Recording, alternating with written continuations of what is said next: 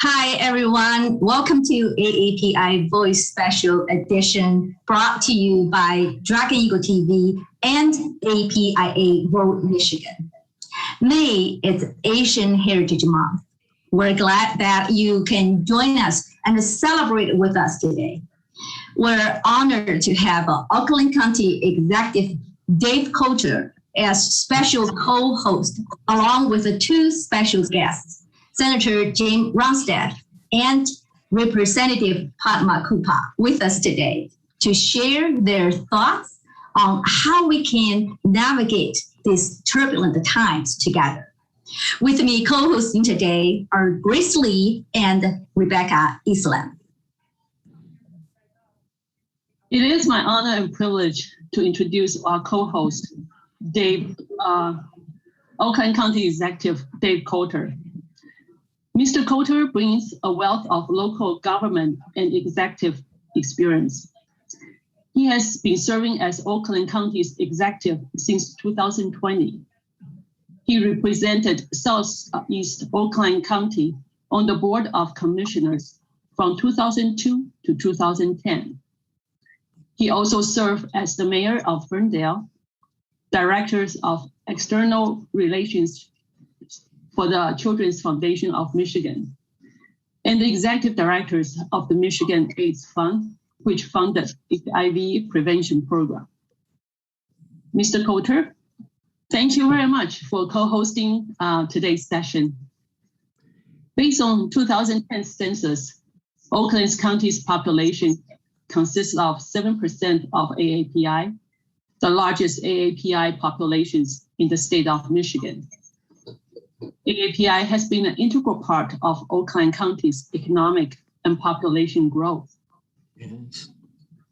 We really appreciate that you reached out to us and wanted to have this special session and celebrate the Asian Heritage Month with us. Thank you. Well, Grace, thank you so much for allowing me to be with you and Lisa and Rebecca and Padma and Senator Ronstadt as well. It is really nice to be with you to celebrate this month. I wish we could do it in person, but obviously that's going to have to wait till next year. But as you said, you know, the Asian American community it's such a vital and growing segment of our county's communities.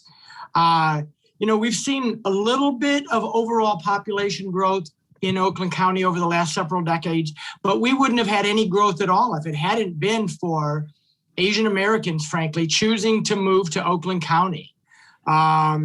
You mentioned some of the population statistics. Way back in 2020, way back in 2000, we estimated there was about 50,000 Asian Americans in Oakland County. As of last year, we think it's more like 103,000, a doubling of that population, probably over 8% of our county.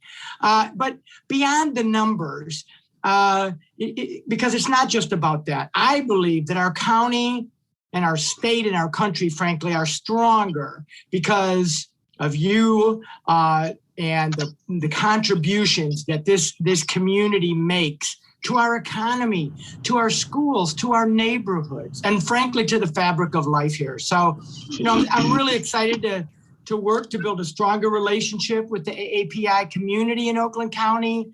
And I think it's especially important for us to engage each other at this time, as Asian Americans have become the target of really reprehensible rhetoric and violence and discrimination.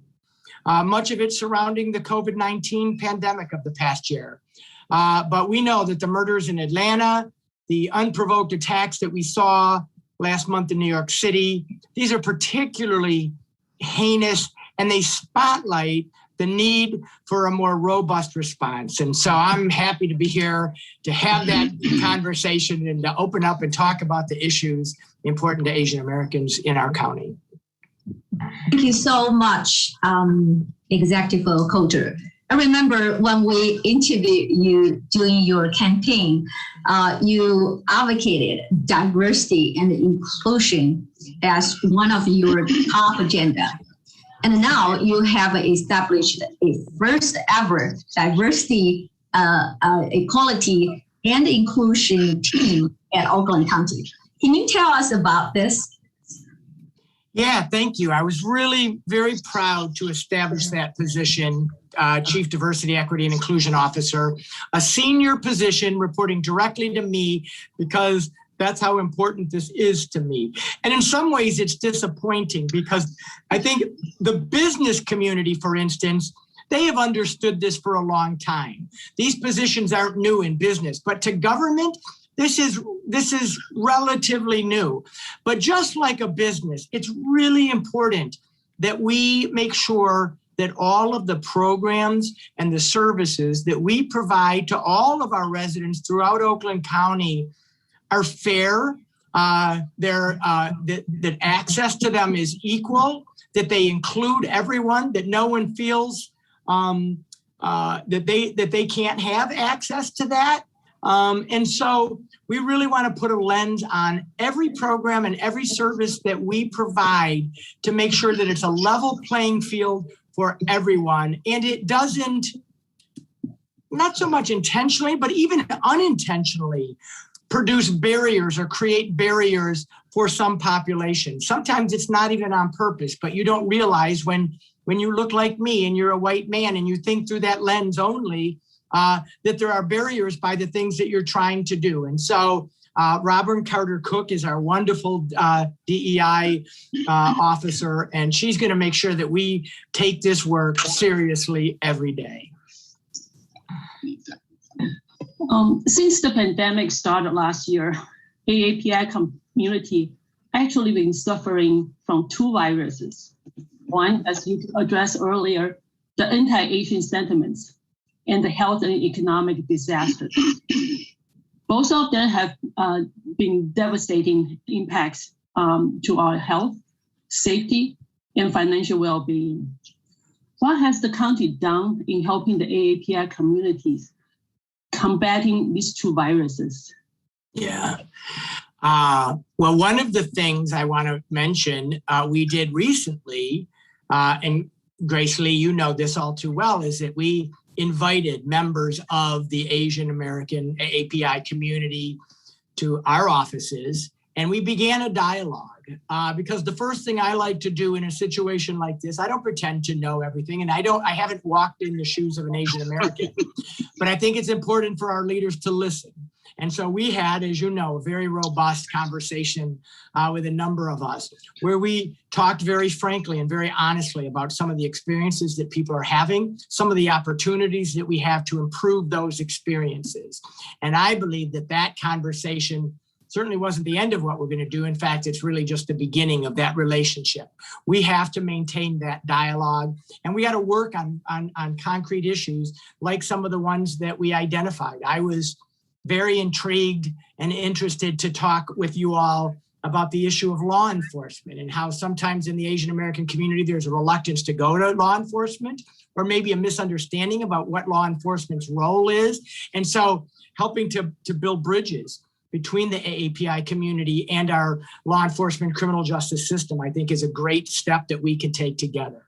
On the other side, as you mentioned, Grace, all too well, this is both a social justice and economic impact.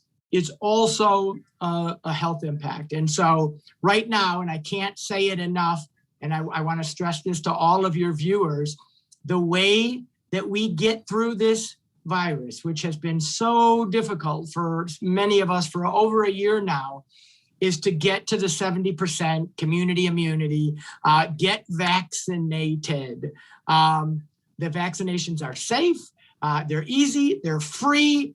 And one of the things that we're doing is we're really trying to do more targeted, smaller vaccination sites. So we'll be doing some additional ones in the AAPI community, at community centers and churches and things like that.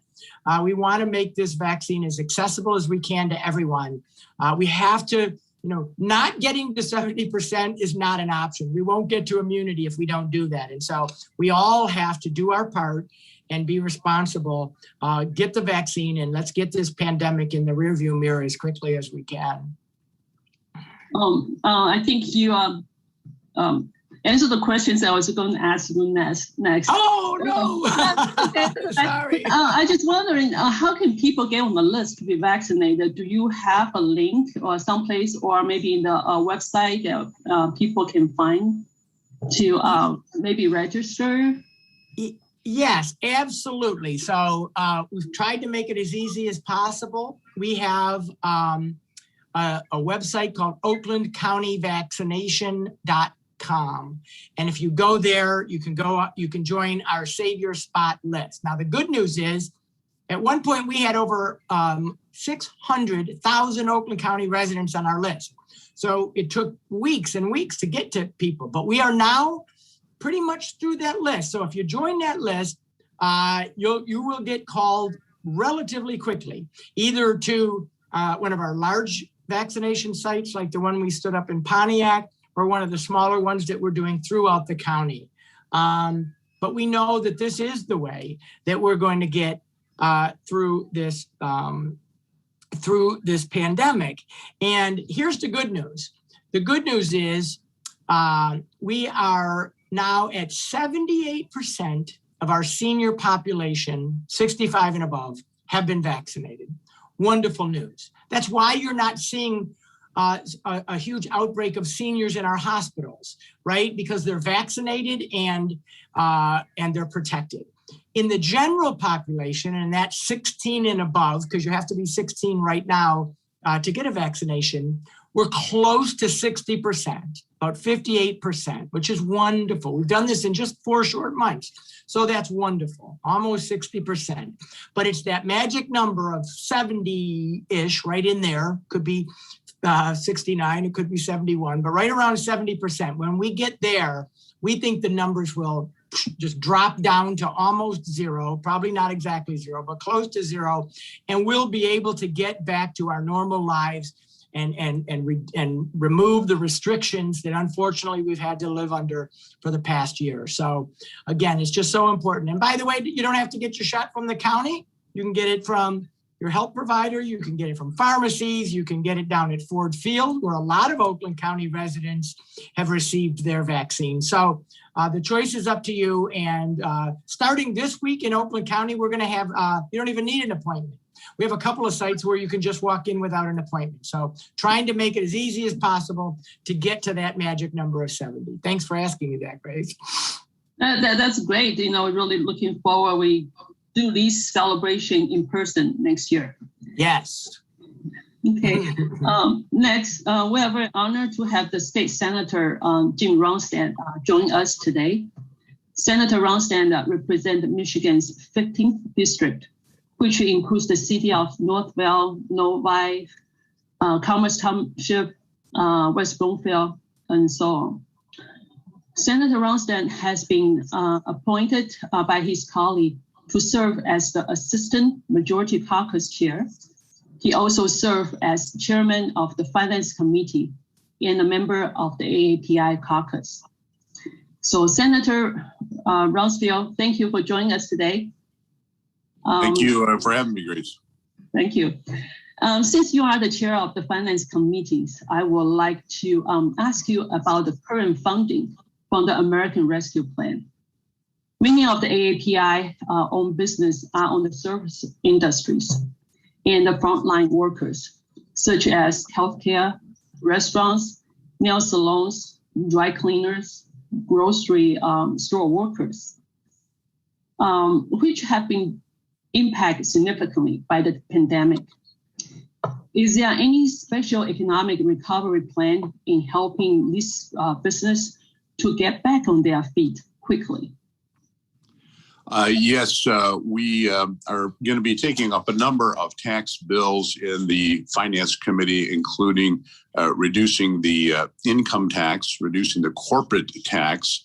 We're also looking at a bill that just came over from the House in terms of pass-through corporations and how they are taxed. There's some real issues that Michigan does not align with the federal level on corporate, on pass-through tax this is something that's going to be very, very popular with small businesses. So there's a lot of tax issues that will be coming through the Finance Committee that are going to be very pro-business, pro-small business. So I think they'll be very pleased. We also, last week, passed a $4.4 billion supplemental COVID relief package. And in there is a number of things that I think are going to be very helpful to employees. There's $1.4 billion in child care grants. There's $726 million for food assistance.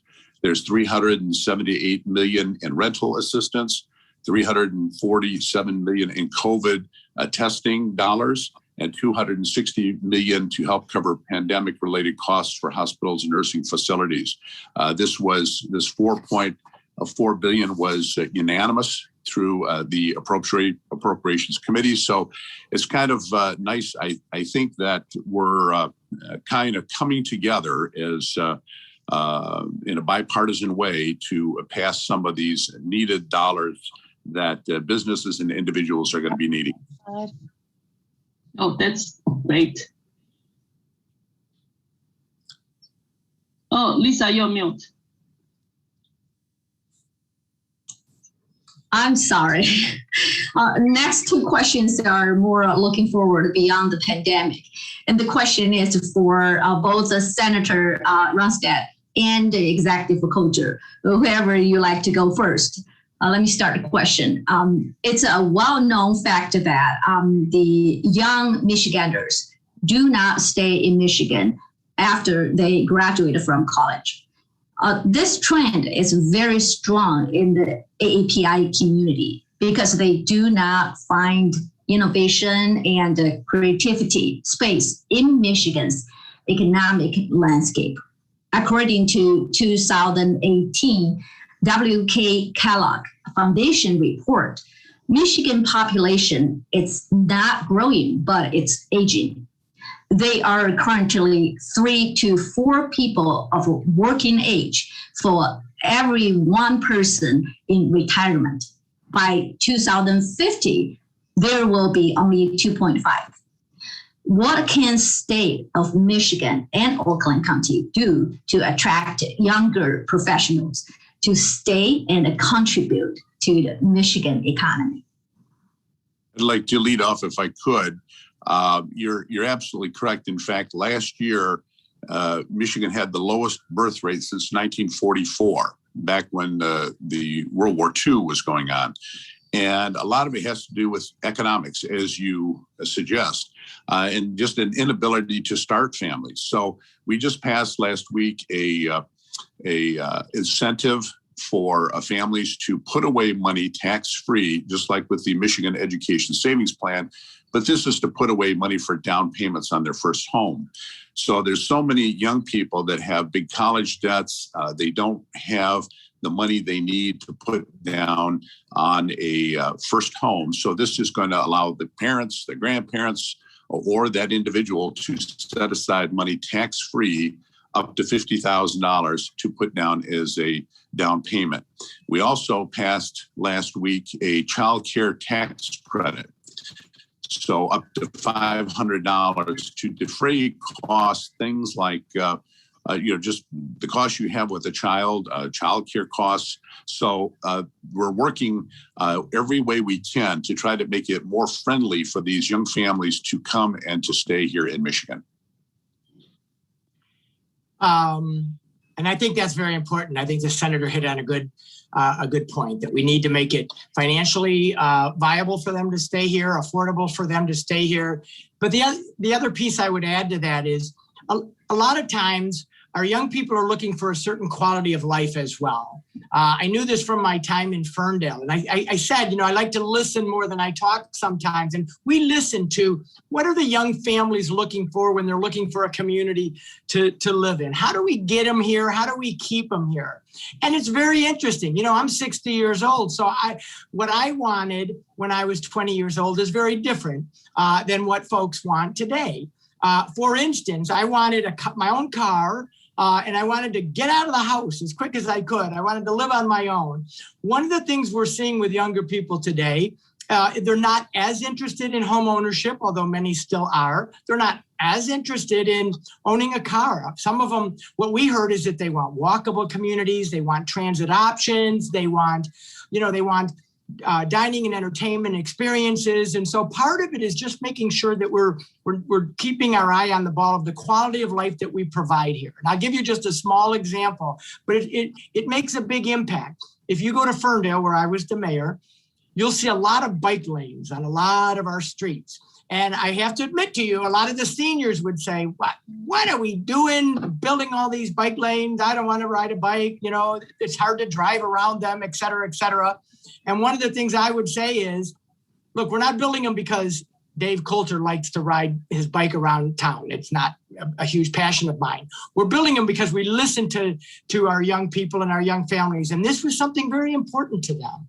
And they get used all the time. They want walkable, bikeable, pedestrian-friendly, transit option communities. And they got used all the time. So I use that as an example to say we really have to talk to our young people because there's a lot of competition across the country for that talent. And we have to make sure that we're giving them the experiences they want here in this state and creating the kind of state welcoming, for one, to talking about the AAPI community, standing up against the hate so that they know that this is a place that they're valued and that they can raise a family without that kind of discrimination. So all of those things are equally as important to the important economic issues that I think Senator Runstead mentioned. Next question is for both of you again. Oakland County received $3.4 billion direct foreign investments in the past year, which is the third highest in the country. With the current anti-Asian sentiments, many Chinese firms are unwilling to come and invest in Michigan, and even planning in closing their presence here. In addition, many universities are losing talents and revenues from foreign students.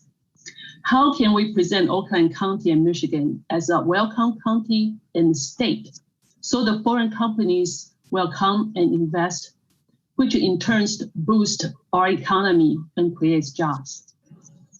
Well, I know Senator Runstead knows this and Representative Koopa knows this. Oakland County is the economic engine of Michigan. It truly is. More GDP is created here, more jobs are created here every year in this county than any other county in this state. It's important, if Michigan is going to do well, that Oakland County does well. And to your point, that's absolutely right. We have more direct foreign investment in this county than any other county. And the Asian American investment that's here has been an important, a vital part of our economic strategy. And so the first thing I would say is, with all of that on the line, it's important, and I'm so happy to see the senator and the representative here, along with me, for leaders to stand up and say, we will not tolerate this. If you don't think that your county government or your state government has your back, we want you to know that we do. And this is absolutely unacceptable. We will not tolerate hate of any kind, whether it's against the AAPI community or any other community in Oakland County, number one, and we will prosecute it where necessary. The other thing that we did, and I'm hoping this sends a message to people in the AAPI community and everyone else, is when I became county executive, we officially became a welcoming county, officially joining the Welcoming Counties Initiative. And what that says is, we will demonstrate to all of our residents that everyone is valued, everyone's contributions will be recognized, and you will have dignity and respect and a welcoming place to live. And that's more than just talk. There are specific actions that you take to make sure. And frankly, it's why I'm so excited to do panels like this, because I want you to hear from me and from us, your other government elected officials, that we do welcome you. We understand, not just on a human level, but it starts there, but on an economic level, on a social level, on a moral level, that everyone is treated fairly, and it's in all of our interest to do that. Thank you. And I would concur with everything that Executive Coulter expressed. Absolutely the importance of Oakland County, what he's doing to make everyone feel welcome here in Oakland County. It's absolutely imperative. I helped 3 Saturdays ago to organize an anti-discrimination and hate rally for Asian Michiganders to try to drive out any of these messages of hate. We had a great rally. Yesterday, I participated in a vaccination effort that was at the SB Temple in Novi. There's a huge outbreak of the COVID virus in India, so they're very concerned. They did, I believe, 700 vaccinations yesterday. Another 700 just prior to that. So we're really trying to make everyone in the Asian community absolutely feel welcome, and that any of this vile hate and discrimination gets driven out of this country. Okay, thank you. Thank you very much. Rebecca. Yes, thank you. Thank you, Senator and Dave, for your insights. Now it is actually my privilege to introduce our next speaker, State Representative Padma Kupa. Representative Kupa is serving her 2nd term representing Michigan's 41st House District, which encompasses the cities of Troy and Clawson. Rep. Kupa champions issues for several caucuses, including the Progressive Women's Caucus, the Firearms Safety and Violence Prevention Caucus, the Poverty and Homeless, and the Oakland County Caucus. She also serves as the historian of the Michigan Legislative Black Caucus, co-chairs both the Asian Pacific American APA Caucus and the bipartisan House Breakfast Group. Rep. Kupa, you have been very active in helping the community combat the anti-Asian sentiment and violence since last year. I know I've served on, I feel like I'm in a call with you every week. We've been on multiple events and panels together. You've also attended many Zoom meetings with Assistant Attorney General, the county, the FBI officials, and helping the community understand the process of reporting hate crimes. I would really like for you to summarize for our audience everything that you've been working on. I know it's a lot, and also if you can just touch on the process of reporting hate crimes in the community. So, Representative Kupa. Thank you so much to all of you, to Lisa Gray, to Grace, to Willie, just all the faces that I've been working with over the years. I do want to just hark to one thing. Friday was a year ago in the state legislature where we had armed gunmen that tried to break into our state house. And it's very unfortunate that a lot of people in the APA community didn't understand that I was sitting inside the chamber when this happened. People were like, oh, you were there? And so I have to remind them that this is something that we as legislators have had to endure. The upscaled security, the hate on us as legislators for what is happening. And so it was a dress rehearsal for the proceedings in January in Washington, D.C., pretty much. I see a question there. The state legislature has not censured one of my colleagues for his hate speech and for attending the events in D.C. on January 6th. So this is really a challenge for me as the first immigrant of Asian origin that's in the legislature. And so I have really sought to make sure that we celebrate the promise of America, because the fact that I am in the legislature is something absolutely wonderful to celebrate. I also want to be upfront and say that I actually started out in local government as well, volunteering on a board for the city of Troy. And it was called the Ethnic Issues Advisory Board. And that effort was to basically engage the diversity. And we actually have a new one. We disbanded that during the recession in 2010. And in 2016, the city of Troy actually started a new 12-member advisory board or body called the Global Troy Advisory Committee. And there are many people of immigrant background, but there are vacancies. So I ask all your viewers and everyone who's watching this to join their local government in helping ensure that not only the words that we're saying here as state representatives and county executives, but also at the local level, that we must, each of us, participate in our local events and local boards in the government to advance cultural awareness and sensitivity, because a lot of these hate crimes start out as microaggressions or resentment, and somehow we must do our best at the neighbor to neighbor level to combat those things. I have done things with both Senator Chang, Senator Runsted's colleague, and also my colleagues in the State House, and my predecessor, Representative and former Democratic leader Sam Singh, to do things. And my predecessor, Representative Martin Harrelak, who was one of the founders of the APA caucus in the in the state legislature. So one of the things that I think is really important is at the school level that we have a lot of programs so that we engage with the diversity that we have in our district. And I represent two school districts completely. One is Troy School District and the other one is Clawson Public Schools. Troy Public Schools has a majority of their student population that is of Asian origin is almost 46%. And so it's really important to remember that, again, this is another place where you can get involved is by volunteering in your own school. And then the last thing I'll say is if you are the victim of a hate crime or have credible information, you should visit the Michigan Attorney General's hate crimes website.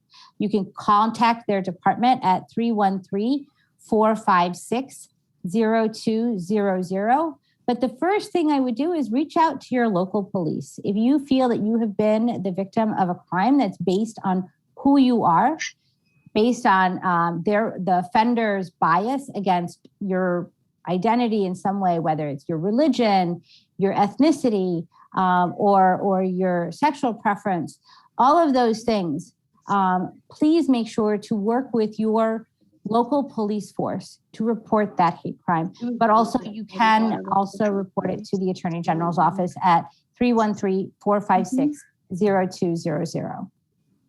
Yeah. Actually, I have a question for you. It's that recently Congress overwhelmingly passed the anti-Asian hate crime bill. Can you tell us what is the significance of the bill and how it helps the anti-Asian hate crime trend? And also, you mentioned the Senator Chen. I understand there's similar bill sponsored by her. Can you share with us a little bit about that as well? Thank you. So, so the anti-Asian hate crime bill was a response to all of the rise in hate crimes against Asian Americans. Many of our Asian American brothers and sisters, particularly from East Asia, as we use language that makes them gets them to be blamed for the coronavirus when we call it the Chinese virus, as one of my colleagues has done. It harms the people who are of East Asian descent, especially of Chinese descent. And so one of the things that Representative Grace Meng introduced in the U.S. Congress is to acknowledge that when there's a hate crime, that it is based on anti-Asian hate. And so Senator Chang and my colleague Ranjiv Puri, also an Asian American, he's the son of Sikh immigrants, and he himself lives in southeastern Michigan in Canton and represents that area. Also a very high Asian American population in that region, in that part of the state. And so in the wake of the Atlanta shooting, a lot of people have spoken up. And so these bills have been introduced. But I'll tell you, you have to start following state legislature to understand what happens to bills. As a member representing Troy and Clausen for the first time from the minority party, my first bill was actually one that my predecessor introduced. I introduced it in my first term. It got a hearing after many months. And then once it got a hearing, it got stuck in a committee and it did not move further. Now, a bill, when it's introduced, not only has to be given a hearing, it has to get through whatever committees it has to go, the process that is required on that in that particular chamber. And oftentimes in the House, a bill has to go through more than one committee, usually two if there's a criminal penalty. And so it has to go through those two committees, and then it has to come to the House floor. It has to pass the House floor. Then it goes over to the Senate side, and then it goes through the same process. And oftentimes, that may not be the priority of the people who are holding the gavel and allowing bills to get hearings. And so if that is not a priority for the chair of a committee, it may get stuck in the backlog. And so it's really important once it goes through once it gets introduced, that people of the representatives districts call and ask for those bills to get a hearing, and that people, there's an outpouring of grassroots support for a bill that will make sure that there are people listening in our legislature to the needs because we are here to represent the people and serve the people. And so once it goes through the both chambers and gets passed by the 110 legislators in the House, and it passes through the Senate chamber, which is 38 senators, then it goes to the governor for a final signature to be enacted into law. So we are really at the point in the House where that bill has been introduced and it has not yet been given a hearing. And so we have to make sure that we know what to do and who to call. And I will pop that in the chat window so that people know whom to call for Senator Chang and Representative Puri's bill. Thank you so much. Rebecca. No worries.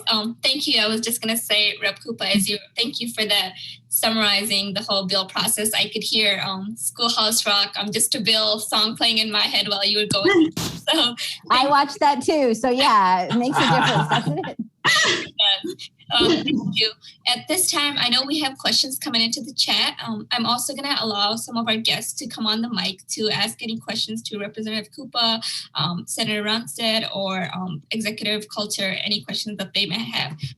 First, we have with us today, it's actually my privilege and honor to introduce APIA Vote Michigan's President Willie DeJavis to just say a few remarks, and if he has any questions for any of our three representatives or guest speakers today. Willie, you may go ahead and unmute yourself.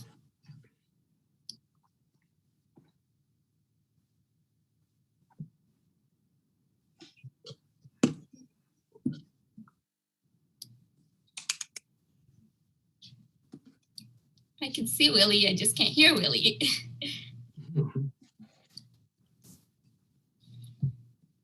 Willie, can you hear us? Can we get a thumbs up? Okay, while we wait for Willie, we can always come back. I'm just trying to see who else has already have joined with us. Brian, Brian, would you like to go ahead and introduce yourself and ask your question? Oh, thank you. Thank you very much. Yes, my name is Brian Gao. I am representing Detroit Chinese Business Association. Well, thank you for organizing such a wonderful event. And it's beautiful weather too. Well, my question is really to follow up what Grace had asked earlier on inviting Chinese overseas business to Oakland County.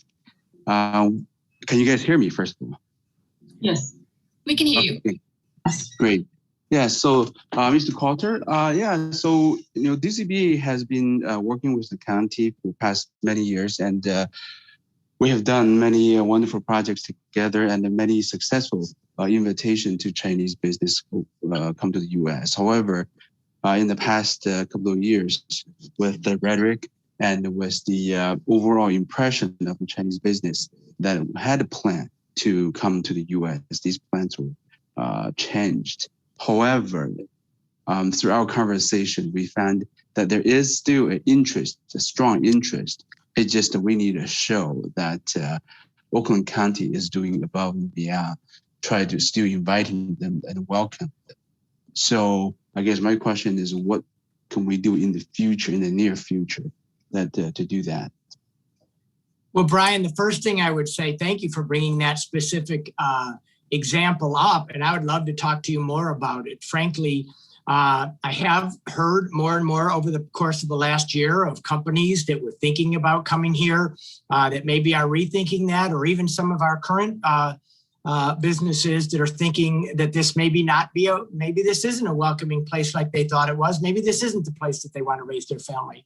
I know my colleagues, Representative Koopa and Senator Runstead, we are committed to doing everything we can to address the perceptions and, frankly, the intolerance and the harassment that occasionally has creeped in to our dialogue as a community. And so any opportunity that I would have that you, Brian, could help me connect with, but whatever soapbox, if you will, that I can use, including this was why it was so important for me to be here today. It's why, as Senator Runstead said, he organized a rally. It's why I know Representative Koopa spends so much time on this issue, because we know what's at stake.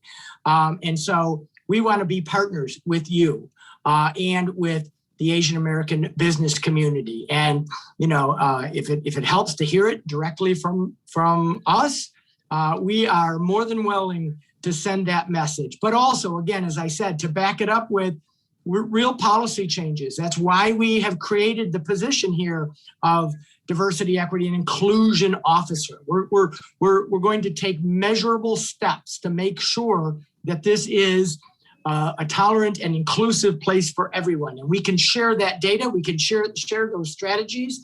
And I would love to partner with you and your organization to talk to any business leader or company that was thinking of either coming here or even worse, leaving here, in however that looks. And I know my colleagues share that sentiment, I'm sure. Well, thank you so much. Please go ahead. Grace has my contact information if you want to reach out to her or to me directly through the chat. I'm happy to connect with you and talk more about this really important issue. Like I said, important for us as individuals, important from a moral perspective, but also so critical from an economic perspective as well. So let's keep the conversation going. Great. Yeah, specifically, I want to say, Oakland County has its medical ministry, and it's done a wonderful job. We have worked with them in the past, and the Michigan has always been well known for its automotive industry, and there is no surprise. There's so many Chinese companies, automotive related, that's been here, and there is no further work that we needed to push the image of Oakland County as a 300 plus tier one automotive companies headquartered here in the U.S. headquarters here. Now, the medical ministry is what we are working with more, and it seems like that has been more interest as the aging population also in China as well. So medical companies are looking to Oakland to looking for opportunities both in learning how we have done, treat our senior citizens, as well as come here to do the service.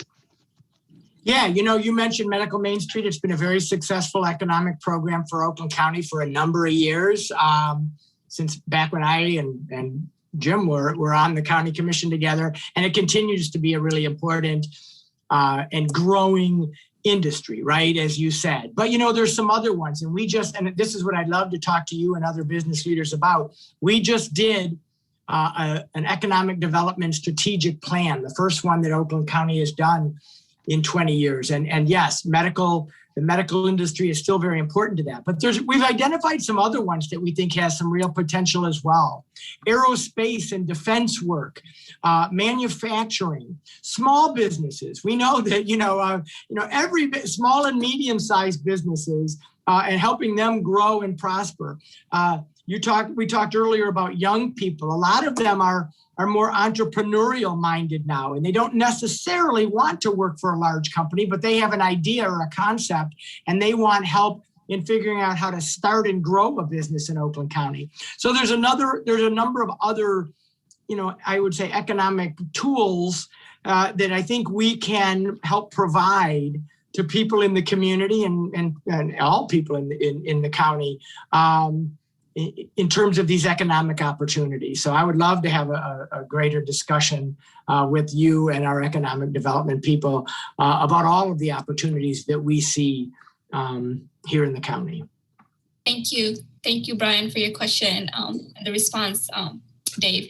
I think we do have Willie unmuted. Willie, go ahead and your remarks, and if you have any questions. All right. Good afternoon, everyone. My name is Willie De Chavez, and I'm the president of API Vote Michigan for the past 3 months. I work for our executive director, Rebecca, being the chairperson. Okay.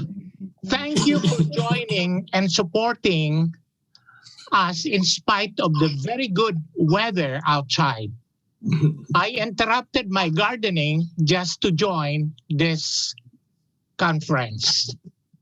I thank our special guest speakers and all for joining us. We are committed to work with the community and appreciate elected official support. But a special mention to thank Dragon Eagle TV for partnering with API Vote. I know Lisa Gray with Dragon Eagle is a longtime friend in the community. Thank you. Thank you, Willie.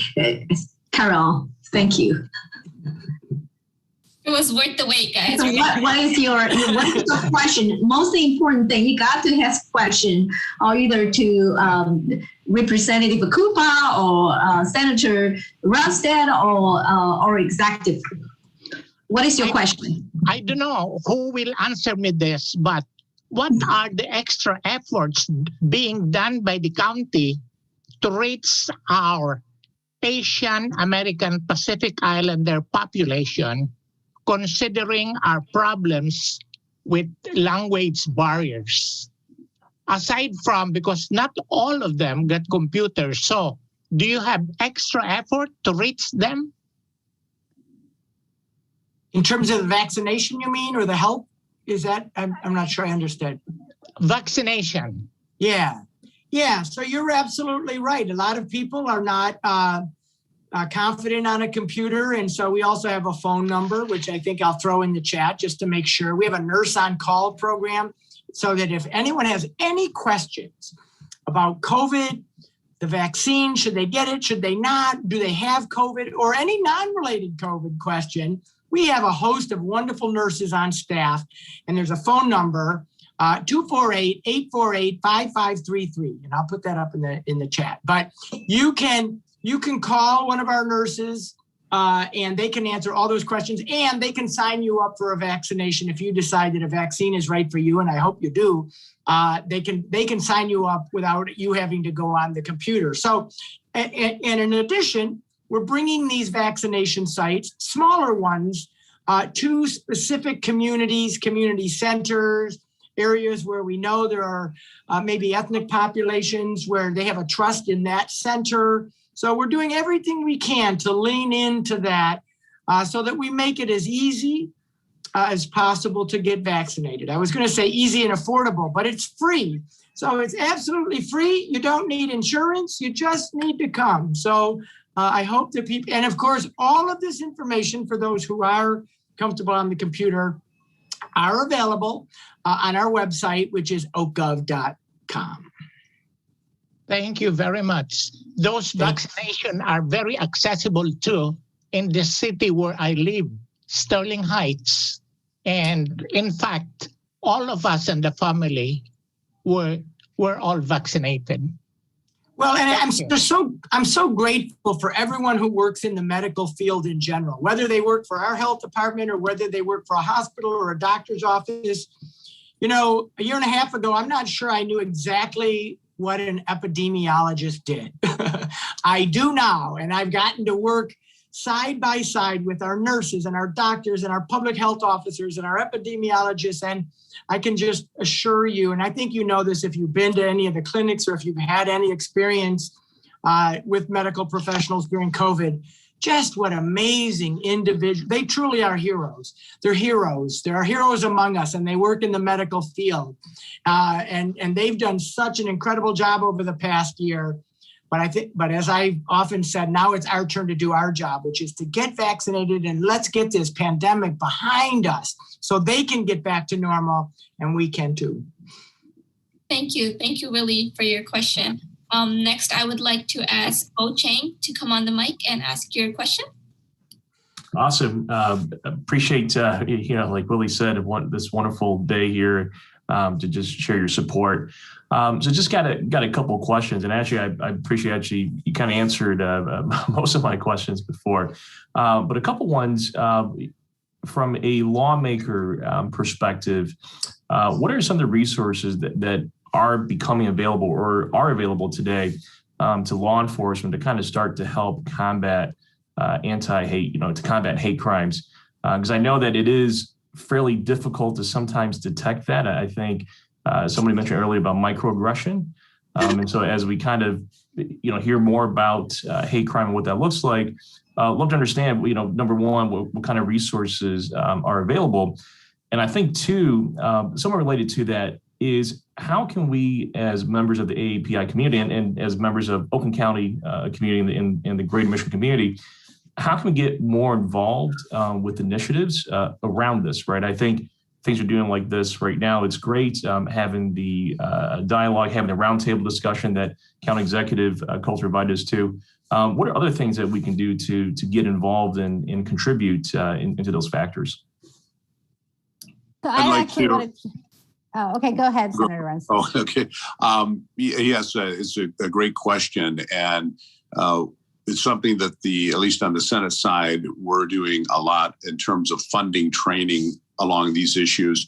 I have asked for appropriations to be increased for police departments on training because it's obviously an issue that law enforcement interacts with a lot of different communities, and they have to have an understanding of differences within communities and perceptions within communities. So I think we're going to see a lot more dollars being devoted to training. And there's a series of bills that are coming through that also are dealing with sensitivities with police and various communities. So I'm excited that we're on top of this. And then for my part, just in terms of making people feel welcomed, when I became the senator of the 15th district, I had a lot more district that I had not represented before, including sizable Indian community,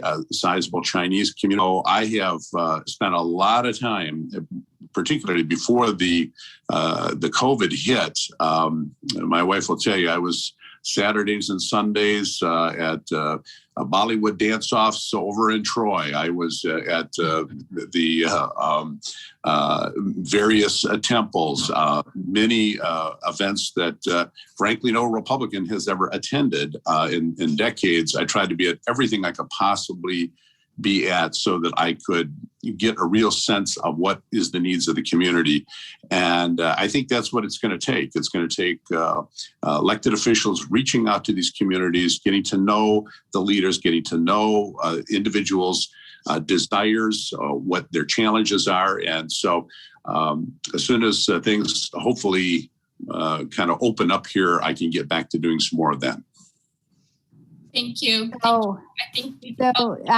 just want to, first I want to say thank you, Bo, for that question. I always say, what John F. Kennedy said, or to paraphrase what he said, ask not what your country can do for you, but what you can do. And so the fact that all of us of Asian American background are here talking to lawmakers like myself, Senator Runstead and Executive Coulter is really important. I think that people listening also should email their legislators, find out who they are.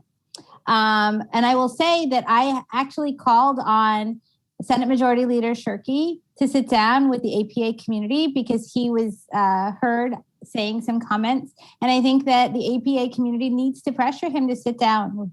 He's willing to sit down with anyone.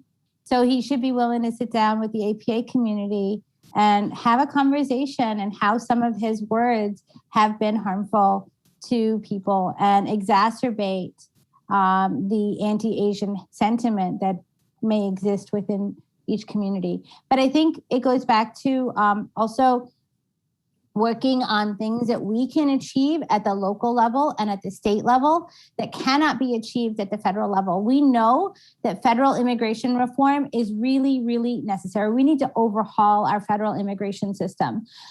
There's actually a bipartisan legislation. U.S. Senator Bob Menendez, a Democrat from New Jersey, and Congresswoman Linda Sanchez, both of them introduced this bicameral Citizenship Act in late February, and it actually would do a lot of good for our legal immigration system, and it would help avoid country quotas, and it would do a lot of other necessary things. But as that has to navigate both the House of Representatives in DC and the U.S. Senate, in the meantime, there are things that we can do here in the state house. And one of them was something that I did not even realize. So in my first term, there was a pair of bills that my colleagues, Representative Garza and Representative Rachel Hood, both introduced, and Senator Chang and Senator Brinks introduced on the Senate side. And this would actually allow people who don't have a valid driver's license to be able to renew it depending on whether they're undocumented immigrants or also legal immigrants. I had a lot of people in my district who are here legally, who are from India, who are unable because USCIS is taking so long to process their visa renewals that they are unable to get their driver's license renewed. And so I'm working with a coalition of people from organizations ranging from Jewish Community Relations Council to Catholic Conference to We the People Michigan and the Michigan Immigrant Rights Center. The coalition itself is called Driving Michigan Forward, and they're working on bills that have been passed in other states that would help legal immigrants who are struggling to get their driver's license renewed. I had a young woman from my district, Shrishti, who reached out to me in January and said, they called me, the kids, they all call me auntie. And so she sent me an email going, Padma auntie, I need to get my driver's license renewed. I want to transfer from one college to another, but I can't because my application's been waiting and USCIS hasn't renewed our H1. Well, she's actually H4 because her father is on H1B and is waiting for his green card. And so until she can get the green card or get the H4 renewed, she's been unable to get her driver's license renewed. And so we need to do this at the state level so that she can get to where she needs to go, whether it's to college or to work, and same with her parents. And so I think it's really our responsibility to start advocating on issues like this at the state level that we can fix. Working across the chambers, working across the aisle, making sure that the people who are involved in government are listening to the problems of, everyday people that the state legislature can actually fix, even if what's happening in DC is in a gridlock. Thank you. Thank you for your answer. At this time, I would like to ask Lisa Bohra to come on and introduce herself and her question. Thank you so much, Rekha. First, I just wanted to thank all the speakers for taking the time to be here today. And I think it means a lot to all the viewers on this call. So thank you again. My question just had to do with education. Representative Kupa, you had mentioned earlier about working with schools and with respect to anti-Asian sentiment. So if legislation, either federal or state legislation, is passed to kind of help combat anti-Asian sentiment, what specifically do you think can be done at the school level to help fight this? Question for any of the speakers. So I'm going to jump in because I was a parent that worked on diversity and inclusion initiatives in the Troy School District. And I will say that it starts in your local building, making sure that there's representation at the PTA. You know, when my daughter was in kindergarten, this is more than 20 years ago, when she was in kindergarten, they used to say to me, why don't more people who look like you show up?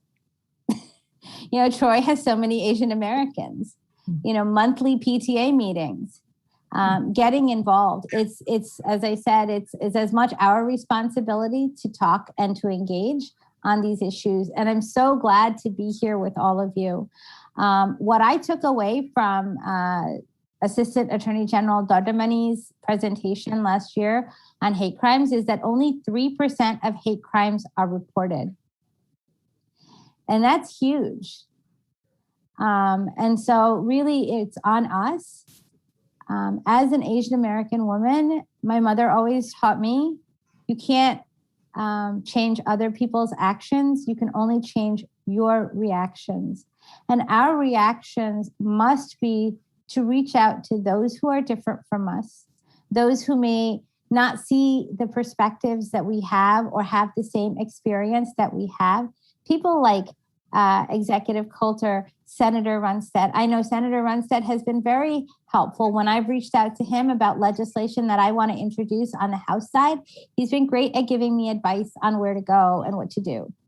And so each of us need to be brave, be not afraid of rocking the boat, because sometimes, you know what? Rocking the boat actually, you know, gets you moving forward a little bit further. And so I just want to say that I never thought that I'm an engineer. I never thought, I'm a bookworm. I never thought that I would be here on a panel as a state representative for 100,000 people. And it's really important to know that you have to dig deep inside. And that's the promise of America to me, is that we have this opportunity to speak up. And I think that's, to me, is what, you know, and do it in a way where we bring people together. Because I think that's been the hallmark of the way I've done it with the school district, is engage my teacher when my child is uncomfortable. Or, you know, my son, when he was in high school, we had something called the Troy Social Justice Project. And we worked with the counselors, and we made sure that if there was a student that felt uncomfortable, that the counselors were there. And here's where the problem is. Education funding has been cut. Not every school has sufficient number of counselors. We know that right now, after the pandemic, because of the pandemic, during the pandemic, not enough students are getting the human interaction they need at all ages. We know that mental health is a real crisis. So it is our responsibility as state legislators to provide funding for counseling, both for teachers and for students, educators, and for the educational community at large, and make sure that students are able to learn. Because when they're not feeling emotionally well, emotional well-being is really important to one's ability to learn. And so making sure that we talk to our school board members and our superintendents to speak about these issues, and then, you know, provide opportunities for children to feel strong. Whether it's, and I know your own children, your oldest son knocked doors with me, and I know what a difference that makes, like having that confidence to go to somebody's door and say, introduce themselves and speak. Obviously, we don't want children walking by themselves, so we need great adults like Executive Coulter and others that join us as we do this and engage and encourage the children. And so I think it's really important that we do all of these things that I've just mentioned. Thank you, Rep. Cooper. I know you said you didn't think you would be doing this, but we're glad that you decided to do this and be a champion for so many of us out here. At this time, I'm going to allow for any audience who would like to come on the mic to ask any questions. You can raise your hand and we'll give you the option to unmute yourself. And while we do that, there has been some questions that did come into the chat. I'm going to briefly go over those. Feel free to answer for any of the panelists. The first one we actually received is for Senator Runstead. The question is, Senator Runstead, how can we find common ground with you to move Michigan in a direction that creates a tangible, measurable environment that is welcoming to non-white and underserved people and communities? how can we find legislative solutions that will receive Republican Democrat support? And this question is from Larry Lipton. I think Senator Ronston probably has been signed off. I don't see his name.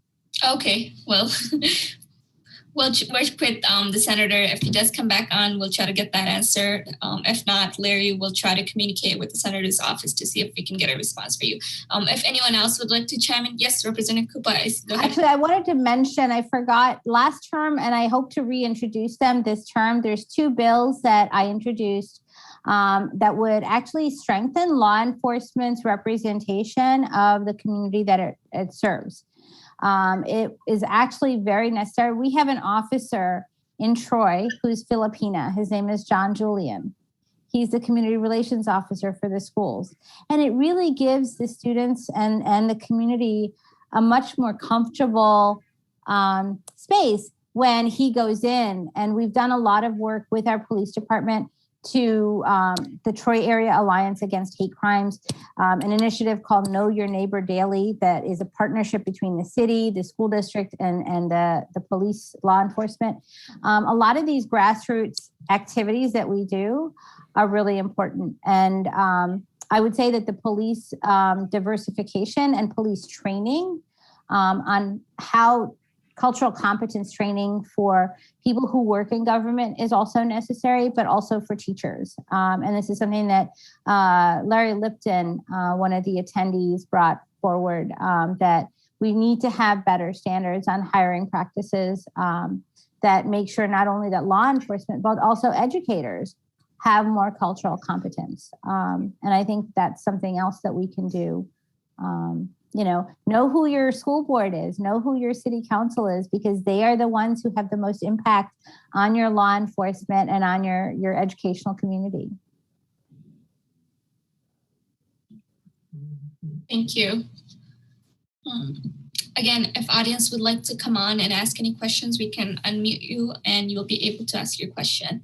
The next question, I believe this is for Executive Culture. It's regards to the vaccination. And this is from Sharon Dow. And her question is, in regard to the COVID-19 vaccination, how can we speed up the process? I registered on February 28th and received a text message on April 25th to schedule the appointment. 2 months wait time can be long for some community friends. Well, I understand the frustration of that. But as I said earlier, I'm fairly amazed that just this last week, we celebrated our 1 millionth person in Oakland County who got either their first or second shot, who have at least one shot. 1 million people. And we did that in 4 months. So I know 2 months can seem like a long time, especially if you're not in the, understand that we initially targeted people 65 and up and people with comorbidities. But if you look at what's happening around the world, America is actually getting this part of the COVID pandemic response right.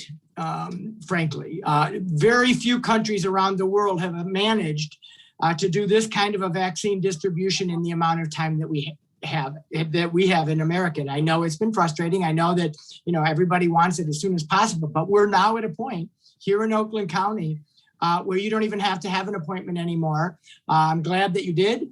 But now you can just walk up to one of our clinics. So we've really come a long way in just a few short months. I think we just have to keep in mind what a task this was, something that we had never really done at this scale before in any of our lifetimes.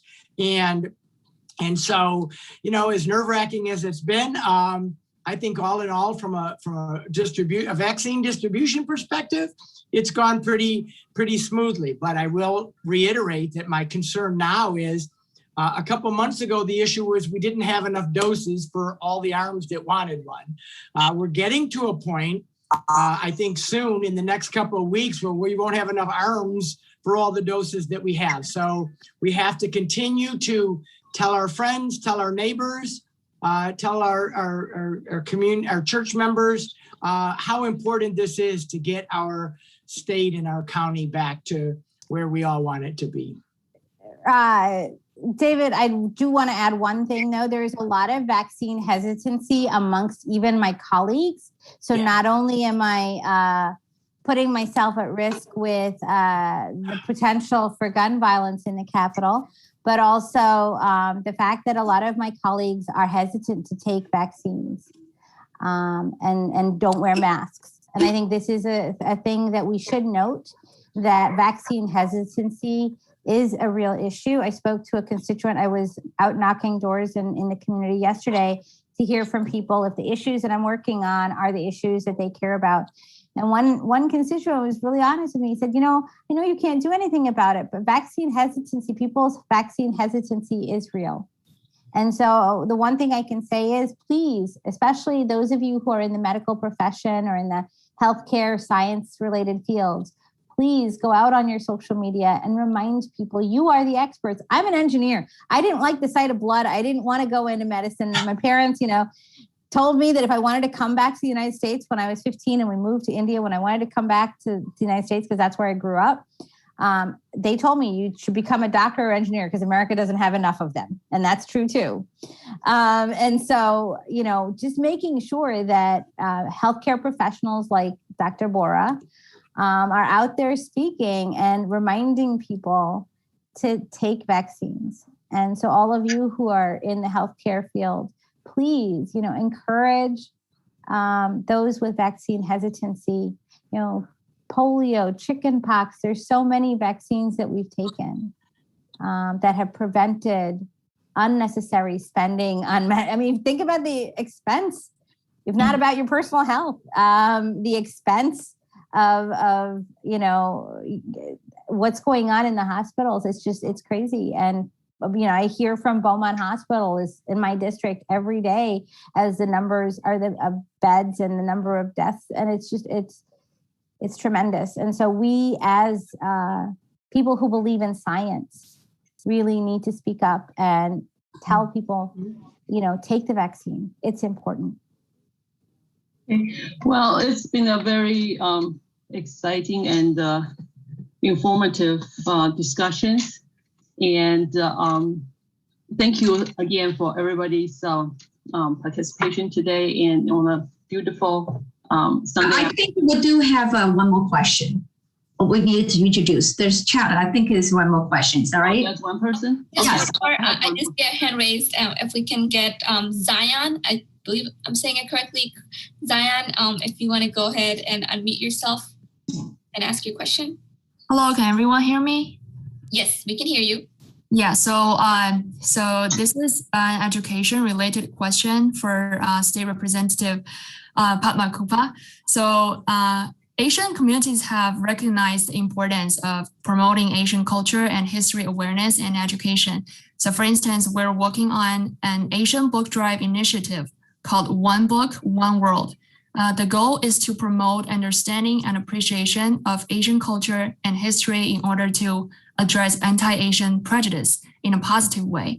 So we're raising money to support the greater Detroit area K-12 schools with a wide selection of Asian books.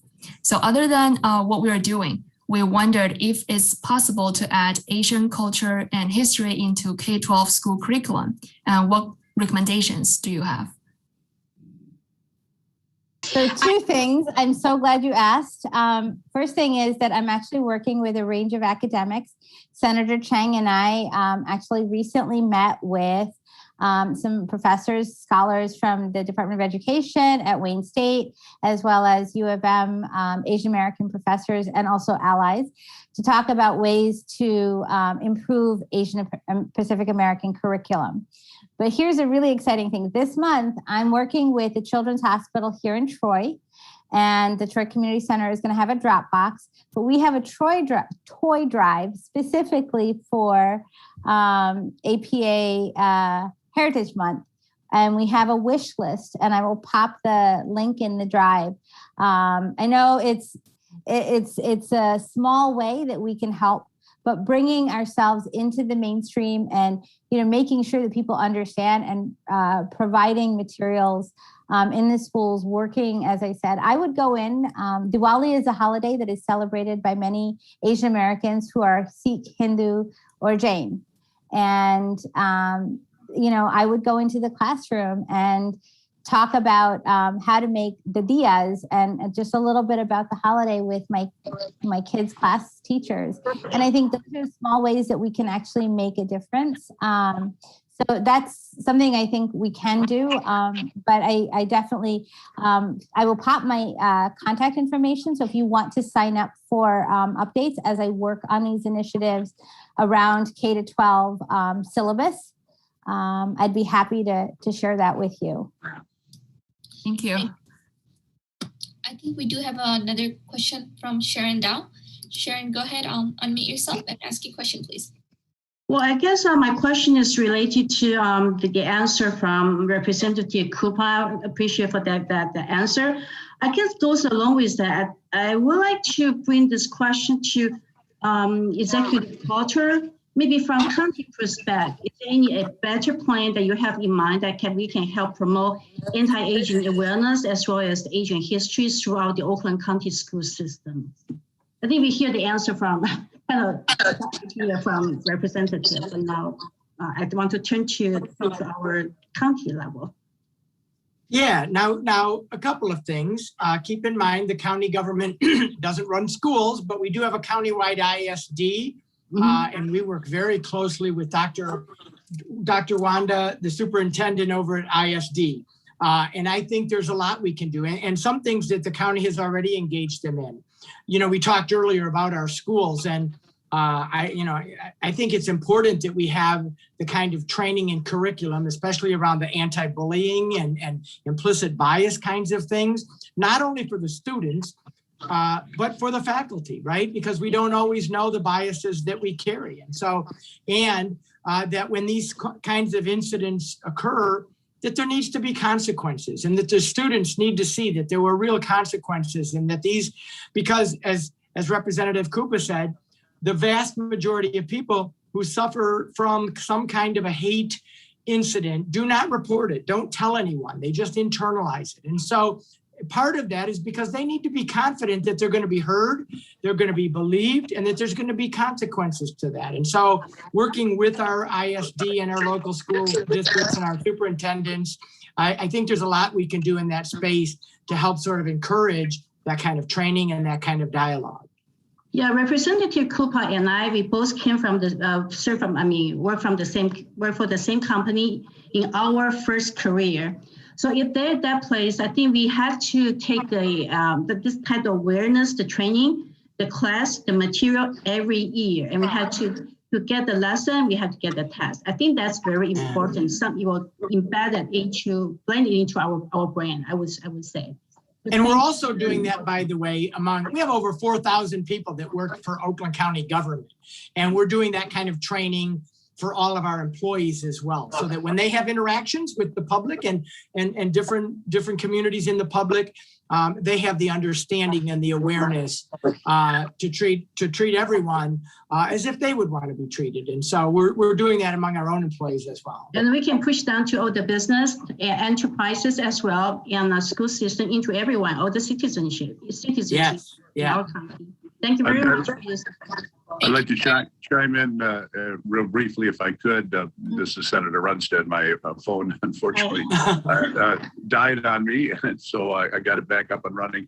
But I was real pleased that unanimously a bill I sponsored to create a suicide prevention commission was signed into law last year, and it's been meeting on a regular basis.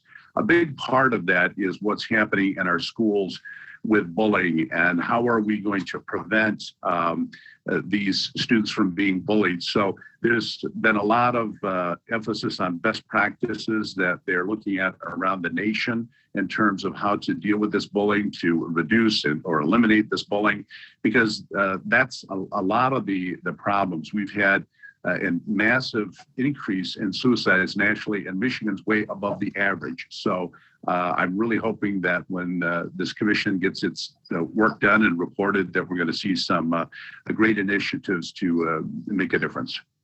And Senator, when you dropped off, unfortunately, somebody had asked the question about how do we work together in a more bipartisan way? But that's a great example. I applaud you for that suicide hotline. And these are the kinds of issues that I think politicians can come together on. You know, the bullying, the Asian hate, the discrimination, all of us. It doesn't matter what party you're from, or what sex, or what part of the county you're from. I think these are the kinds of basic fundamental things that we can work together on and demonstrate to our constituents that on these kinds of core values, you know, trying to address suicide and discrimination, that there really is, I think, a lot of common ground there, and we just, you know, we as politicians and elected leaders have to sort of lean into that and demonstrate to the people in our county that on these fundamental issues that there is a lot that we can do together, and that there are things that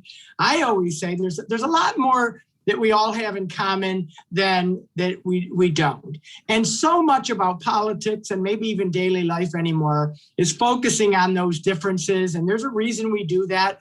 But it's equally important to remember all of the things that we do have in common, and to celebrate them, and like we are here today, and to take the time to do that. It doesn't necessarily make headlines or make for sexy, election campaigns, but it's really important that I think we spend the time to have those kinds of conversations and demonstrate that kind of collaboration. Thank you. Thank you, Executive Coulter. And I think that's a great segue into our closing.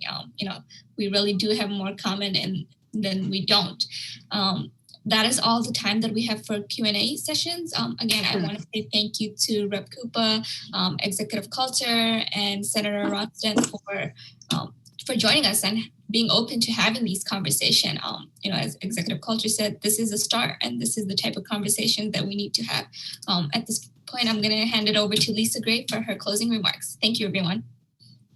I just want to say thank you so much for our great speakers to share with us their perspectives on how we can bring our community closer together and combat anti-Asian sentiment.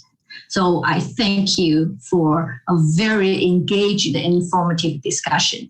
I want you to know that this discussion is not only here, this discussion actually is being broadcast through Dragon Eagle TV. So it's going to be viewed by many people in the community. And another thing I want to say, I want to thank Rebecca and Grace for being a great partner. And thank you so much for your hard work in putting this together. And of course, thank you for everyone joining us. I'm so looking forward for our next episode. Thank you so much. Yeah, thank you. Thank you. Everybody.